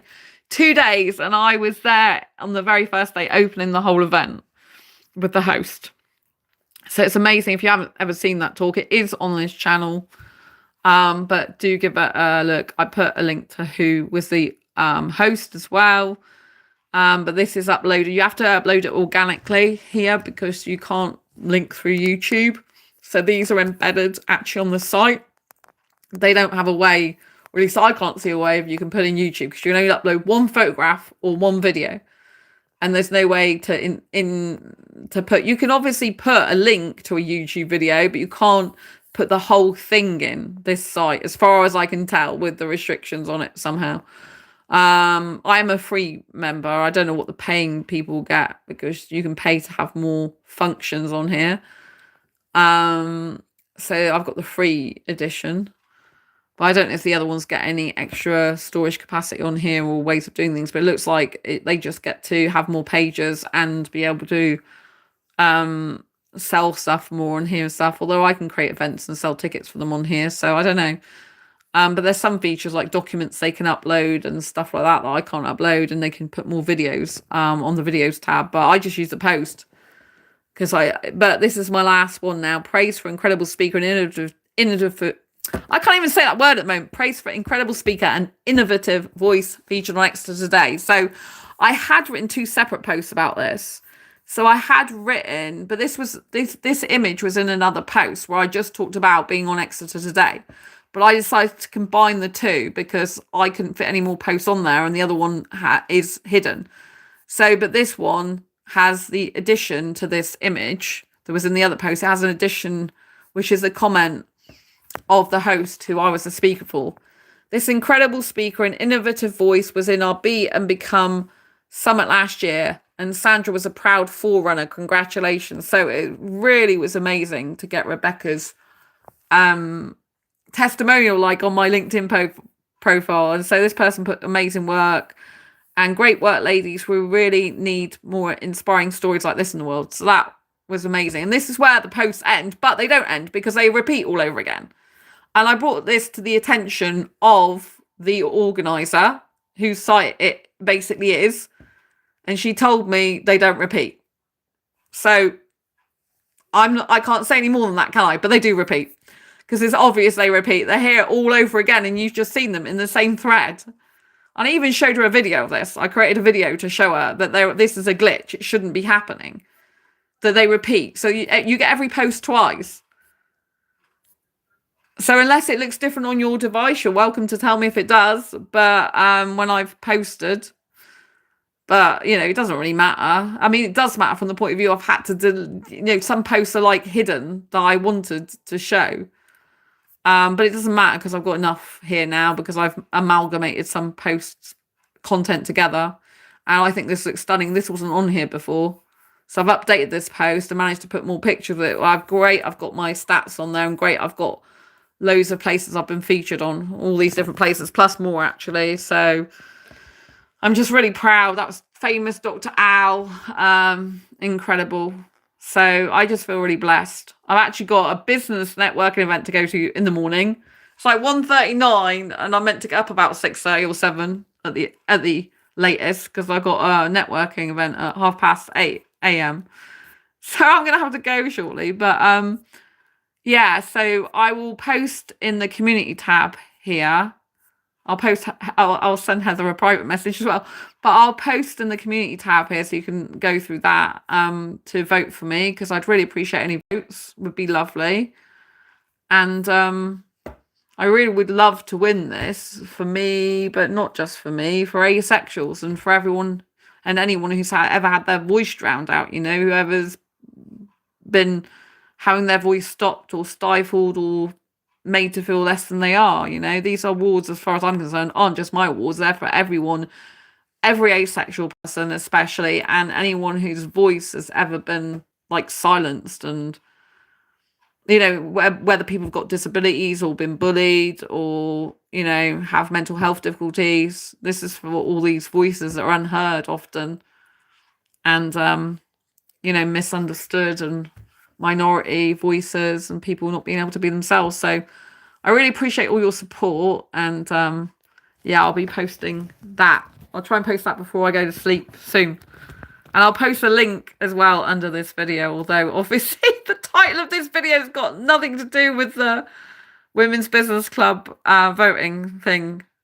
Well, indirectly I guess it has, because my life is flourishing and shining since I'm not in an abusive relationship, which is amazing, and that's a really good thing. So, I do find that my life is so much better. Had I stayed in that years ago, it would have, even more years, it would have been awful. But you don't realise at the time when you're very attached to someone, especially like I was back then. I couldn't walk away back then. They're like had me in a trance for some reason. It's really weird to say that. But anyway, I'm glad that's all over now, and I'm really looking forward to going to the awards ceremony on the 3rd of December. I'm going to be in London for 3 days, actually. Well, and get back on the 4th. So I'm going from the 3rd, 4th, 5th, and I'll get back in the early hours of the 6th. So I'm staying up there for 2 nights, and I've got something, besides the award ceremony, I've got something else planned the next day, which I'm going to the Greatest Showman Stay Alive Circus show, That's in the evening the following night. I'm really looking forward to that as well. So, and it'd be lovely to see the Christmas lights in London. But I really, really would love to win either Speaker of the Year and Diversity Inclusion Awards. I'd absolutely love it. But I know that they said the judge's decision is final regardless of the votes, which is a bit annoying. It's it's a bit disappointing that, but they said the judges make the final decision. But that's why all the profiles got to be like this. But it's hard because some of the judges, they're very different to the categories in which they are actually judging. And so their own job could be very different to the thing they're judging. I just hope that, they can look at all my profile and see how much I do, both for diversity, inclusion and asexuality, because I do a lot for diversity, inclusion, asexuality. I support people with disabilities, mental health conditions, because I have disabilities, both physical and mental health disabilities. Body positivity, you'll notice when I do my weights, someone was talking about being a curvy girl, and I think it's important to show that. Age gap love, legal age gap love, I'm in support of that as well. So yeah, and even though I'm asexual, not everyone who comes in this community is asexual. So we have some people who are in this community who have people they know, partners or friends, etc., that are asexual, or people just come on here anyway, even if they're not asexual, which is fine. So I'm still inclusive of people who are not asexual, even heterosexual, so long as they're respectful and understanding, So I think it's really important to have a diverse and inclusive space, but I especially obviously support asexuals. And just in case you're new to this channel, don't know what asexuality is, asexuality is a sexual orientation that's based on the lack of sexual attraction. I have zero sexual attraction, which means I don't get the need, urge, or want for partner sexual intercourse with anyone, but I am attracted to guys romantically, aesthetically, and in other ways, but just not sexually. So I just thought I'd put that out there in case you're new and wondering. But there's loads of videos on this channel about asexuality. Just type in asexuality, different types of asexuals, asexual attraction series. That's a really good one to watch. It shows 8 different types of asexual attraction in one video. Very short as well. So yeah, highly recommend that. Go to my homepage. Some people don't even look. If you go to my homepage, I'll just show you this quickly. Right, this is my homepage. Oops. This is my homepage, right? So this is where we are at the moment. You can see this is live. And then, these are for you. So this is what is recommended by YouTube, which is interesting to see what they recommended for me with my own content. I find that funny. This is the asexual attraction series. Other people can have these attractions, even if they're not asexual, but I call them asexual attractions because you can have all these attractions without experiencing sexual attraction. And I experience all of these. And then this is a popular videos. So these get a lot of views. And this is my Asexual Perspectives Awareness Month videos. Although I've done a lot more than these, but these are ones that dive deep into this Asexual Perspectives book, which you can get a copy of on Amazon. This is No Sex Movie Reviews. This is like my most popular playlist of all time. I think it's had 3,000 something views, so 700 and something views. Anyway, it's way over 3,000 views. So people love going to this because if you're stuck for not knowing what to watch and you really want to watch movies that have no sex in them, this is a really brilliant playlist to go to. It just goes through loads of different movies. Look at how many views this one's got. Wicked 3D no sex movie, 7.9k views. This is I think this is my most popular video. It's one of my most popular videos anyway of all time in terms of movie reviews, and it's one of my biggest amount of views, especially on an older video. So yeah, you can watch it and see if I'm right before you go to see the next Wicked. I do predictions. I kind of say what's the next thing coming up in the next video before I even see the next one, what it's actually about. Spoiler alert. If you haven't already seen it, the first one, she's not the person who's Wicked is not really Elphaba. That's what I talk about in that review. And then this is from the UK Asexuality conference. You can see my videos there. This is Asexual Perspectives, but short one videos about that. And then this is past live streams, and this is what is a narcissist and how to deal with one. There's a few videos on that, and then this is just my videos, created playlists, and then my shorts, and then other channels I have. But this is like the channel I'm on the most. This channel, Make Money, Make Cash, is really starting to gain traction. It's compared to this channel, obviously, it's not as big. But I mean, I'm known as the asexual entrepreneur there, in case you didn't know. So yeah, it's steadily coming up in views. This has had like 384,000 views on it over it as well. So do you know what I mean? I've not had this channel as long, 2020. And I've had my Asexualise channel since 2015. This is my Make Money, Make Cash channel, 2020. And this channel that I'm currently talking to you on, my Asexualise, my Asexual Life channel, was 2015 I started it. So, yeah. But this is like how-to content. I mostly do shorts video on this channel, just how-to content about businessy stuff, like how to sell on marketplaces, which is basically like Facebook Marketplace. Vinted, people love Vinted on this channel. eBay, I've got some videos. I teach little things like how to find your PayPal activity report is a latest video I did.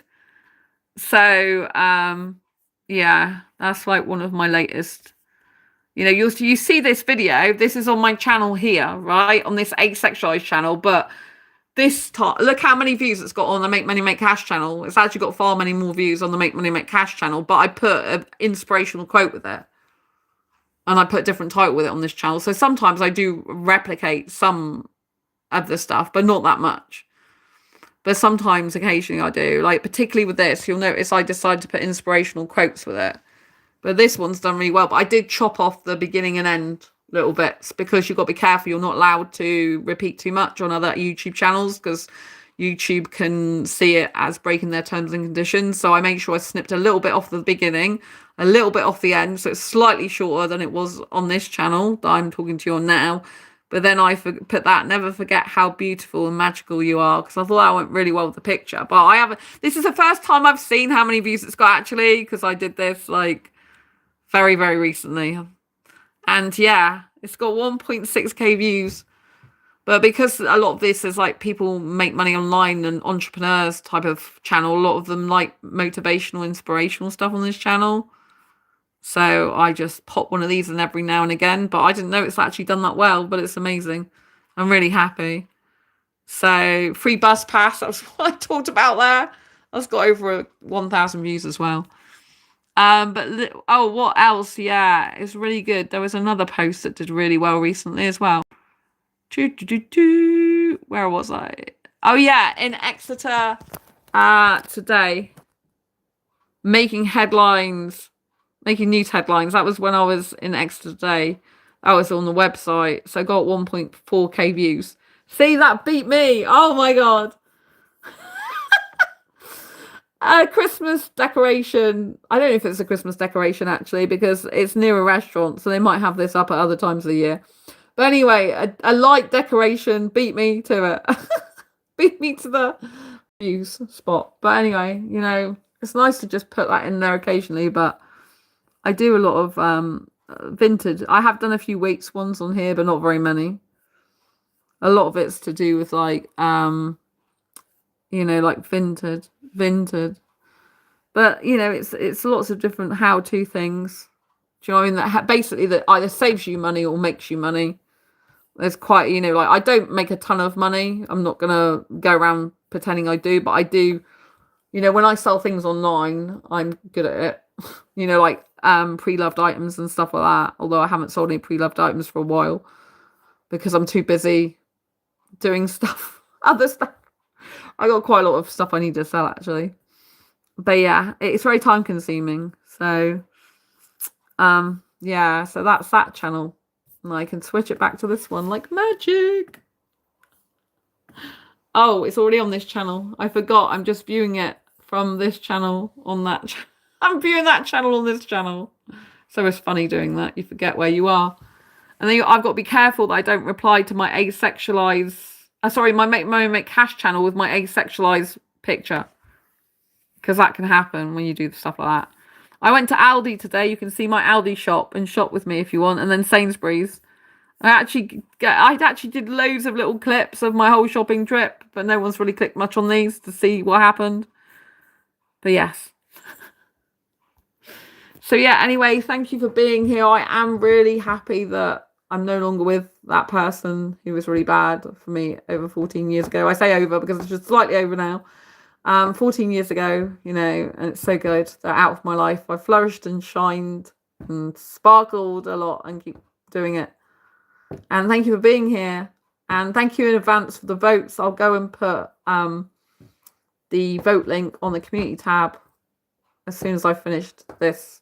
So take care. Don't forget to subscribe if you haven't already. Grab a copy of my books on Amazon. Sandra Bellamy is the name, in case you didn't know. Should be in the description, but I'll make sure that's in the description of this video as well when it finishes processing. And just type in Asexual Perspectives on Amazon. It comes up anyway. And Diary Confessions of a Hyper-Romantic Asexual. Just type that into Amazon. And Fibromyalgia Self-Help Handbook. So yeah, thanks Lee for being here. Thanks Heather. Thanks everyone else that's been in chat tonight. Swami, is that how you pronounce your name? Barry and lots of other people. So yeah, thanks to everyone who's been really nice in chat and respectful. I appreciate you lots. Love you lots. Don't forget to subscribe and hit the bell icon so you never miss an episode when I go live. And you'll see my big finger now. Take care. Lots of love. Bye.